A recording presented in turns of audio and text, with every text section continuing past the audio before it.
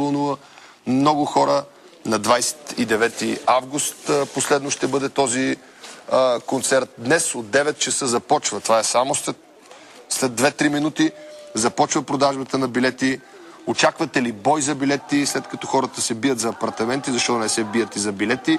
Феновете на Мадона са около Кристина Владимирова, която е заедно с тях. Здравей, Кристина, разкажи ни какво става около теб. Добро утро, Ники. Както виждате, зад мен атмосферата е доста нажежена.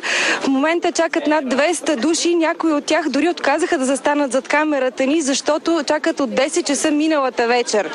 До мен сега са и едни от най-запалените фенове на Мадона. Здравей, Алекс. Може ли да ми кажеш от кога чакаш тук? От преди 12 часа. Миналата вечер? Да.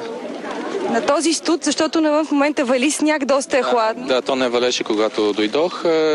От това е нещо, което се прави само за Мадона. Може ли и вие сега да ми кажете от кога чакате вие? Ние чакаме от 6 часа сутринта. От 6 часа От 6 часа сутринта, да.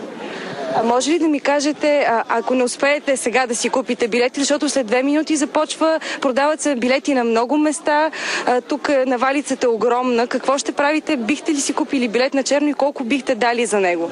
Определено се надявам да успея сега да си купа, но да, на черно също бих си купил, ще нещо, защото все пак това е Мадона. И примерно бих дал, нали сега можем да дадем идея на черната борса, примерно 500 лева. 500 лева? Да. Ами случвало се, ние сме ходили в чужбина и сме давали и повече. Няма как. Все пак искаме да я видим.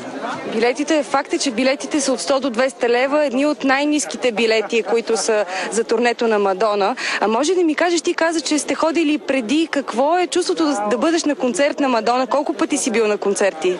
Аз съм ходил 14 пъти на концерт на Мадона до сега. Много из Европа. В Париж съм я гледал, в Рим, в Лисабон.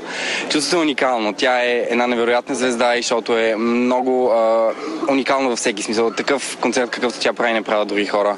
И е на големи стадиони с много хора и е нещо... Изживяването е просто неописуемо. Преди малко отново си говорихме с вас и вие ми споделихте, че такива неща, каквито сте правили за Мадона, за друг не бихте го направили. Може да ми споделите какво е най-щурото нещо, да ми разкажете нещо? Това, например, да дойдем 6 часа сутринта или да спим 2 дни подред преди концерт в Европа, когато сме ходили. Спали сме пред стадиона, на земята, на асфалта. Това наистина определено е голяма лудост, но пък аз съм сигурен, че не само феновете на Мадона са такива.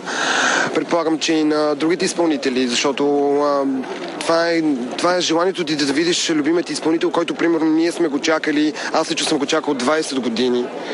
Нали, за да я видя и особено в България да дойде, просто няма как, нали, да не седа 2 дена, примерно пред стадион или нещо такова.